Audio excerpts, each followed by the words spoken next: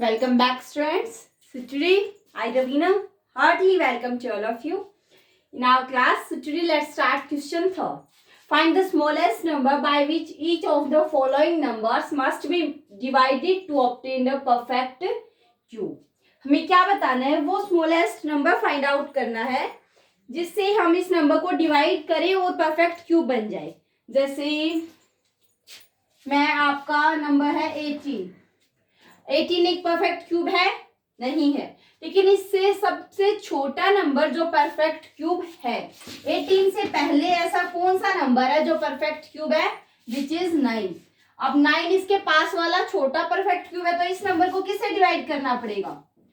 2 से डिवाइड करेंगे तो ये 9 आ जाएगा. अब 2 से क्यों डिवाइड किया?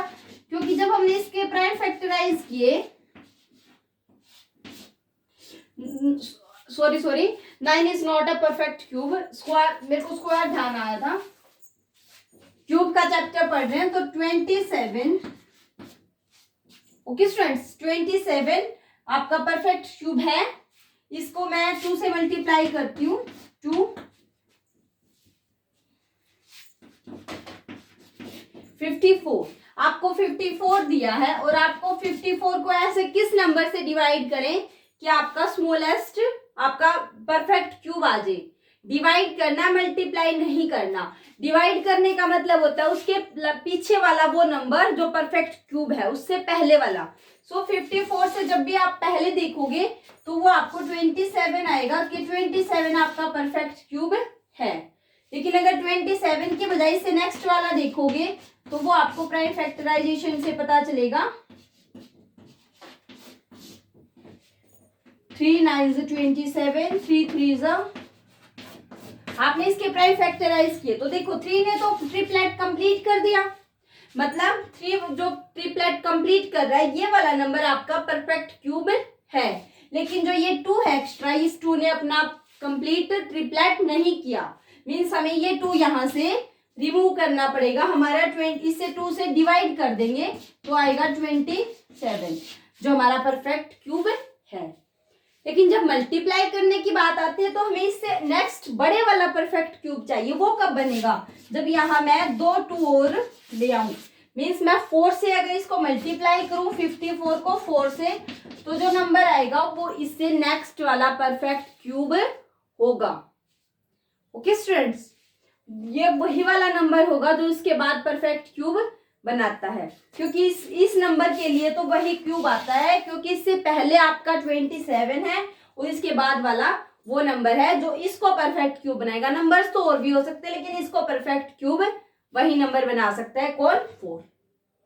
ओके, सो हमें अगर मल्टीप्लाई करना हो तो एक्स्ट्रा फैक्टर्स लेके आने होते हैं जो ट्रिपलेट्स कंप्लीट कर दें. और डिवाइड करना हो तो जो एक्स्ट्रा ट्रिपलेट के अलावा जो बच गया जो भी कुछ वो हमें वहां से रिमूव करना है, डिवाइड करना है उस नंबर से. ओके स्टूडेंट, सो सबसे पहले फर्स्ट पार्ट है 81. हम 81 को क्या कर लेते हैं? प्राइम फैक्टराइज कर लेते हैं और देखेंगे कि कौन नंबर ऐसा है जो ट्रिपलेट कंप्लीट नहीं कर रहा. अब नहीं कर रहा तो मीन्स एक्स्ट्रा है, आप उनको रिमूव कर दो. So students, prime factorization of 81 is 3 multiplied by 3 multiplied by 3 and again 3. अब आप इनकी ग्रुपिंग कीजिए. नाउ ग्रुपिंग कीजिए ट्रिपलेट्स की. 3 है, 3 को कितने टाइम्स आना चाहिए? 3 बार. 1 2 3. एक ट्रिपलेट्स कंप्लीट हुआ. अब ये 3 क्या है? एक्स्ट्रा. इस 3 ने अपना ट्रिपलेट कंप्लीट नहीं किया तो हम क्या लिखेंगे? इन दिस फैक्टराइजेशन या prime factorisation 3 appears only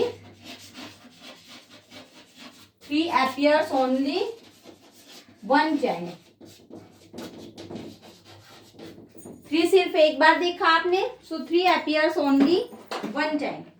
now अब ये 3 वन टाइम appear है so we must multiply it. So if we divide this number, कौन सा नंबर? 81 by 5, अगर by 3 अब 3 एक बार आया है. If we divide this number by 3, then 81 becomes a perfect cube. 81 becomes a perfect cube. जब आपने ग्रुपिंग की तो 3 एक्स्ट्रा बचा, वो सिर्फ एक बार आया. सिंपल आप नॉर्मल लैंग्वेज में, किसी भी लैंग्वेज में लिख सकते हो ये वाली बात कि हम कैसे समझ रहे हैं. हम कहें कि इसने अपना ट्रिपलेट्स कंप्लीट नहीं किया तो हम इससे डिवाइड कर देते हैं, या फिर हम ये कहें ये सिर्फ एक बार आया, 3 बार नहीं आया, तो हम इसे डिवाइड कर देते हैं. अगर हम इसे डिवाइड कर देंगे तो ये परफेक्ट क्यूब बन जाएगा. ओके स्टूडेंट, और सिर्फ इसने स्मॉलेस्ट नंबर पूछा था, वो नंबर नहीं पूछा था. तो अब हम क्या लिखेंगे, अगर ये पूछता कि वो नंबर भी निकालो जो परफेक्ट क्यूब है तो हम डिवाइड करके दिखा सकते. वो 27 नंबर अच्छा. Now so smallest number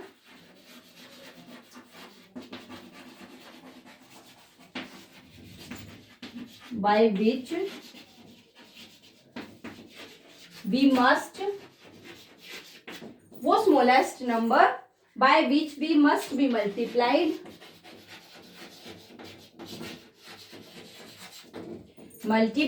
to make a divided कर रहे हैं यहाँ, we must be divided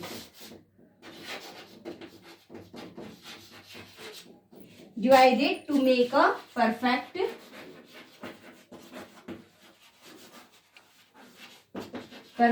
cube is 3.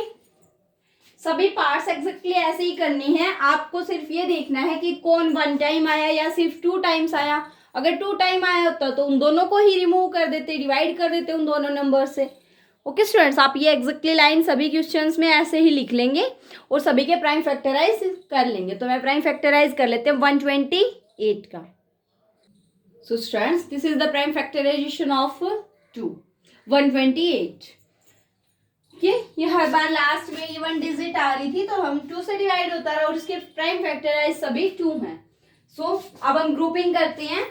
2 1 2 3, 2 3 time आया. Yes, next 2 is 1 2 and 3. Okay, so next is 1. सिर्फ 1 आया हमारा. 2 ने अपना ट्रिपलेट कंप्लीट नहीं किया. So in this prime factorization 2 appears only 1 time. ये वाली लाइन लिखो, या आप क्या लिख सकते हो,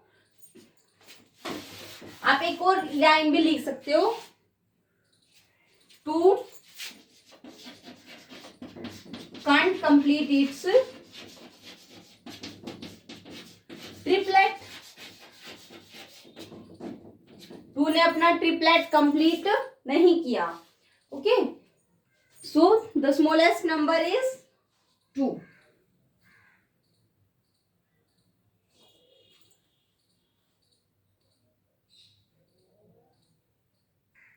Okay students, so if we divide this number by 2, then 128 becomes a perfect cube. अगर हम इस 128 को 2 से डिवाइड कर देते हैं तो ये क्या बन जाएगा, perfect cube. So the smallest number by which we must have to divided it is 2. Okay students, सभी पार्ट्स ऐसे ही हैं एग्जैक्टली. आपको सिर्फ उनको प्राइम फैक्टराइज करना है और जो एक्स्ट्रा है वो हमें उससे डिवाइड करना है. So next part is 135. So students, 135 is 3 into 3 into 3 into 5. ये आपका प्राइम फैक्टराइजेशन है 135 का. आप इसको देखते ही 5 से भी कर सकते थे, लेकिन आपको 3 से ही करना है क्योंकि स्मॉलेस्ट प्राइम से हम चलते हैं. So now in this triplets, now grouping it 1 2 3. 3 appears in triplet, then 5. But 5, there is no triplet of 5. Okay, so in this prime factorization, 5 can't complete a triplet. अगर 5 एक्स्ट्रा है, 5 ने triplet complete नहीं किया तो हम क्या करेंगे, इसको 5 से ही डिवाइड कर देंगे and 135 becomes a perfect cube. अगर हम 5 से डिवाइड कर देते हैं तो 5 हमारा क्या आएगा, जो 135 है उसको 5 से डिवाइड करेंगे तो आपका आएगा 5 2 10, 5 7 35. So 27 is that perfect cube, and the smallest number is 5, by which we divide it to make a perfect cube. Okay student, smallest number क्या है? 5 ही है. वैसे तो हम इनको और भी नंबर से डिवाइड कर सकते हैं, लेकिन स्मॉलेस्ट नंबर होता है जिसको डिवाइड करते ही जस्ट वो छोटे से छोटा नंबर जिसको डिवाइड करते ही हमारा परफेक्ट क्यूब बन जाए. ओके स्टूडेंट्स, नहीं तो हम इसको 135 को 135 से ही डिवाइड कर सकते हैं, जिससे हमारा 1 आएगा, and 1 is a perfect cube by default. Okay, लेकिन वो स्मॉलेस्ट छोटे से छोटा नंबर होता है जिससे डिवाइड करते ही परफेक्ट क्यूब बन गया, और वो पहला ही ऐसा नंबर है. उसके बाद और भी छोटे अभी और 135 से अगर डिवाइड करते तो वो स्मॉलेस्ट तो नहीं होता, वो तो 5 से बड़ा है. सो smallest number is 5. So students, the prime factorization of 192 is this, and now grouping this in triplets, 2, 1, 2, 3, 2 is appears in triplets. Okay, so next prime is 2. So 2 is also appear in triplets, but 3 is not appear in triplets. Okay, so हमें क्या smallest number is 3. So in this prime factorization, 3 can't appear in triplets. Okay, so if we divide this number by 3, then 192 becomes a perfect cube. So smallest number is 3. Now last part is 704. So first we prime factorize it. So students, last part is 704. So the prime factorization of 704 is 2 into 2 into 2, and then 2 into 2 into 2, and 1 is 11. Okay, so now grouping it 1, 2 and 3 to appear in triplet. Okay, now this 2 is also appear in triplet, but 11 can't appear in triplet. Okay, so in this prime factorization, 11 appears only one time. So if we divide it by 11, then it becomes a perfect cube. Okay students, so 11 is the smallest number. Okay, so now come to do these questions in your notebook, and meet in our next video with last question of this exercise.